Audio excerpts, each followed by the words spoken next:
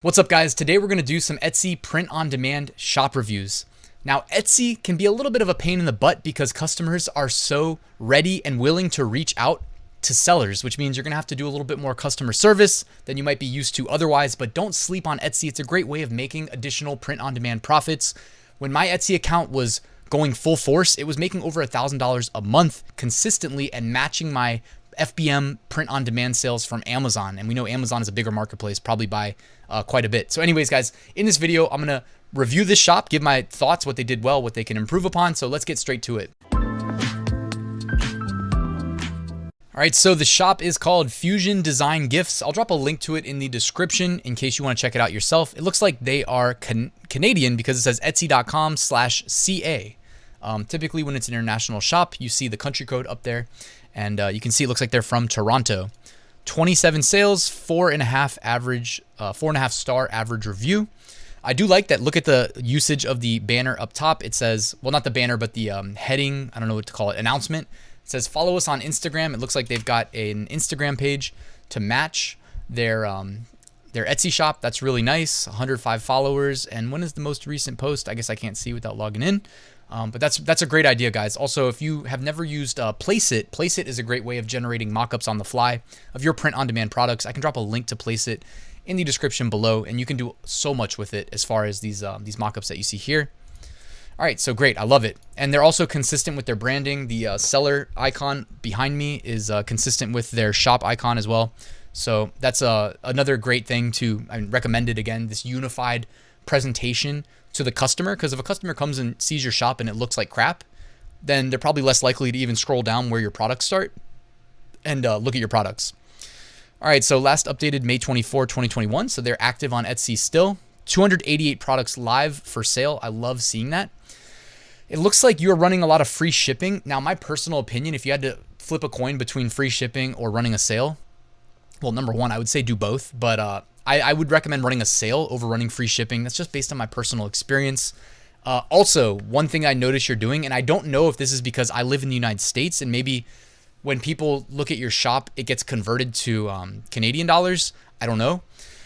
But I would recommend not selling things at like flat pricing. Your featured items here, like $18, $19, $35, $34. How about $17.99, $18.99, $34.99, $33.99, etc.? There's been plenty of psychological analysis showing that people are more likely to convert if you just shave off and reduce the left digit by 1. So you can literally shave off a penny and you'll reduce the left digit by 1, and that'll increase your click-through rate and your conversion rate. So run a sale, maybe revisit your pricing strategy. One thing that I would say also is standing out immediately is like a mock-up like this where the dude is looking off to the sides is not necessarily recommended because it doesn't really highlight the product itself, right? Nobody's buying the guy's face. They're buying the hat, and they're specifically buying the embroidery design on the hat. So I think that should be front, center, and featured. Now, if you're using Printful to sell these, you can actually like just grab their default flat mockup, and it puts the product front and center with the design front and center. And that's my recommendation. What I used to do is I actually used to zoom in to the product itself and try to make the design like shine, while also still kind of showing the potential customer what product it was that it was on. So if you missed my video on how to do Etsy thumbnails, you can actually do them yourself manually. I can link to that in the YouTube cards right here as well. All right, you've got some pins. That's pretty cool that you're selling pins. Looks like you've got some stuff targeting Independence Day, July 4th. That is an upcoming holiday, so that's great. The seasonal stuff is a great way of getting some additional sales. And also there's massive potential upside if you get to ranking on primary keywords like funny July 4th shirt. If you're ranking near the top of there, you can make thousands of dollars. I had a hat one time ranking on Etsy, and it was kind of like a flash in the pan trend. But in a single day, I did $4,400 in sales of that one hat on Etsy. It was selling so well that Etsy was running Google ads for me, not even charging me. That's how well it was converting. So if you go for something and it ends up taking off, you know, sky's the limit. Etsy will actually like pay to bring more customers to your listing, because I've seen it happen firsthand. I wish everybody could experience that level of success, honestly. All right, so what else you got going on here? See, I like these mockups. These are great. Like, you got the design front and center. It's big, it's bold, it's easy to read. You've got great color contrast between the shirt color and the foreground design. I think it's a great presentation. This is also another great design, I'd say. I like how you've executed that. I would maybe put Camping Life bigger, but that's just like my personal opinion. Like, in terms of like reality, this design on that shirt, you've designed it really well. But in terms of you needing to get clicked in search results amidst a sea of other options, I think Etsy puts like 100 or like 90 something products on page 1. They put a lot. You need to get clicked amongst all of those other options. And one way that I like to go about doing that is to make the text super easy to read by making it bold and big. So I like to maybe put camping on its own line, make it bigger, put life underneath it, make it bigger. Just thinking out loud here. I know that may not translate into as good of a finished product, but nobody's going to see the finished product if they don't actually buy from you, right? Because it's print on demand. You have to get the sale first. These pocket designs I think are awesome, but I would zoom in. Both of these right here, I think these are great. I would zoom in on the pocket design itself though, but like show like a sleeve or two of the shirt so that they still know it's a t-shirt because they can see the sleeves. That is how I would have gone about doing it. Something like this mock-up I think looks good.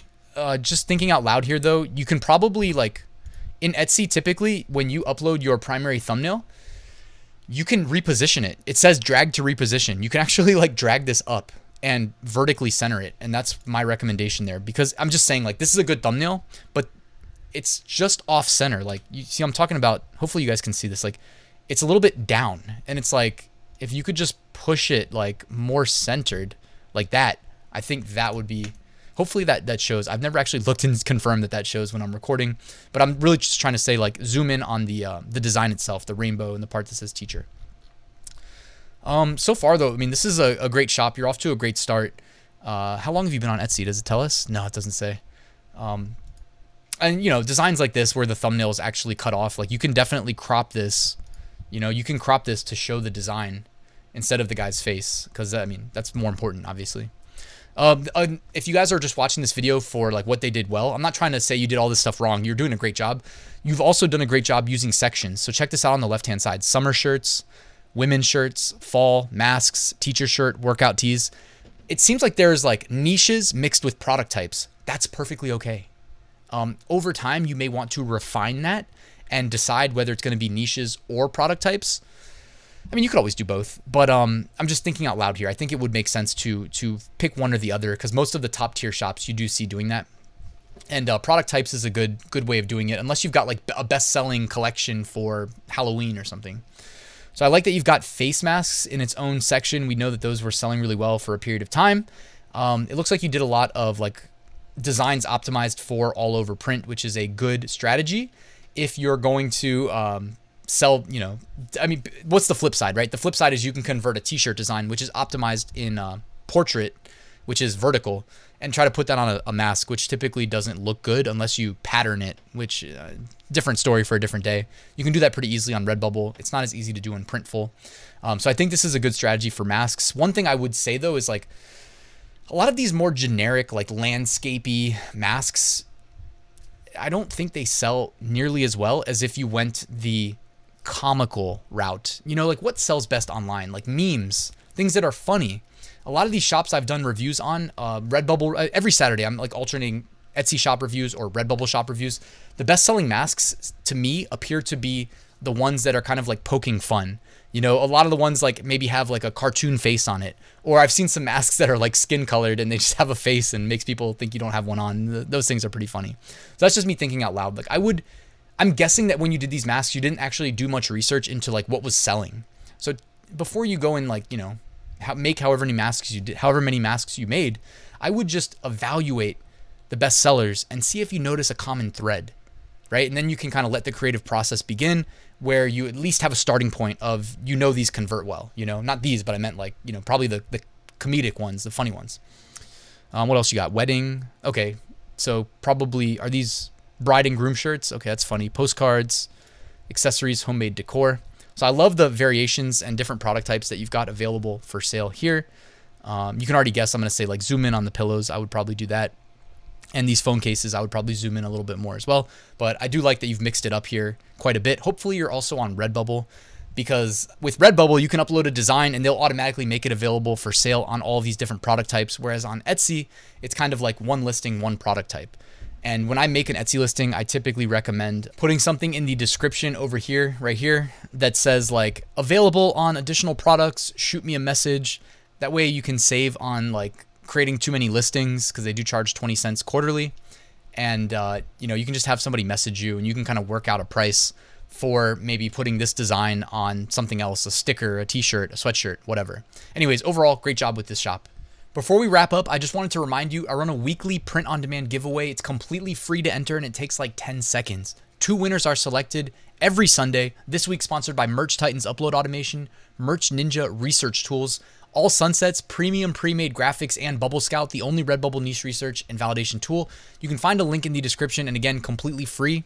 And you have a chance of winning all of those things, a license to all those things. Thank you to the sponsors. Also in the description, you can find a link to my 8-day print-on-demand mini course that'll walk you through the Printful Etsy integration, completely free, very thorough. And 1 lesson is delivered to your inbox every single day. So check that out. Also, I've got a print-on-demand Facebook group in the description. And I wrote a full print-on-demand course walking you through how I make 6-figure print-on-demand sales every single year. And it's start to finish, all encompassing. It's like you're looking over my shoulder, watching my full process. But I also, it walks you through starting, scaling, and then at the end in the bonus section, automating. So check that out if you're interested. And thank you so much for watching, guys. I appreciate your time. If you like this video, just let the YouTube algorithm know by hitting that like button. And if you're not subscribed and you would like to do that, I would really appreciate it. But thank you so much for watching, guys. I'll see you soon.